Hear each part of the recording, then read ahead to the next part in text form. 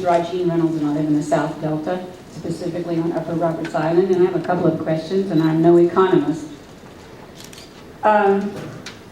It was mentioned that $24 billion approximately, two-thirds of the financing would come from Central Valley Project and State Water Project users.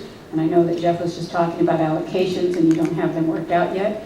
But I would be very interested in a figure that could be presented to the public regarding the cost of this water per acre foot at the Jones and Banks pumping plants. Okay.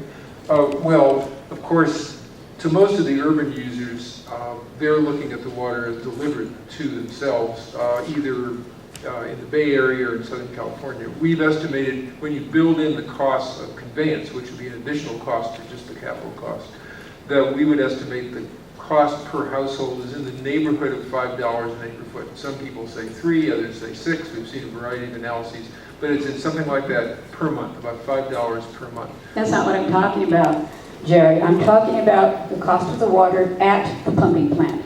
Because from there, most of it will go to farming. Only a smaller, much smaller portion will go for urban use. Am I not correct? Yes. Okay. So, then I think that those buyers of that water need to have some idea of what is the basic cost. Now, then, if Central Valley Project and State Water Project is not going to charge their users enough to cover that per acre foot for ag use, then the public needs to know that too. So the cost at the Jones and Banks pumping plants would be in the neighborhood of $150 an acre foot. Are you sure? Yeah. For a facility that you just built for $24 billion? Well, we're exporting a lot of water from the Delta, and so it could be spread out over a fair amount of water. That's our current estimate. Not done yet. We've told, though, our agricultural water users that that's what they should expect, and that's a lot. I mean, not to downplay that figure. For someone who's an irrigator, $150 an acre foot on top of what they're paying now is a lot of money. But we don't want to lowball the figure. That's not a final figure, but that would be enough to pay for the project. That would definitely be enough to pay for the project. I have a comment on the history of water bonds. I don't think you've ever had a water bond that was opposed by almost every environmental group in the state. Thank you.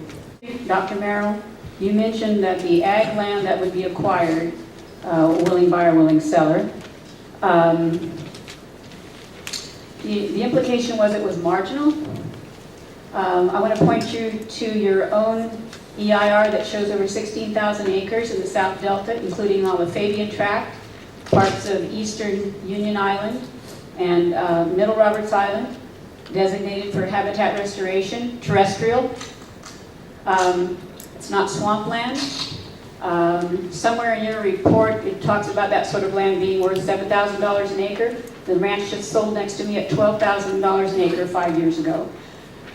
I wasn't going to make any statement about land value, but your values are incorrect.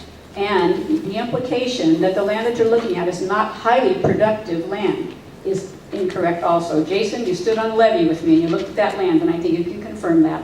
Thank you.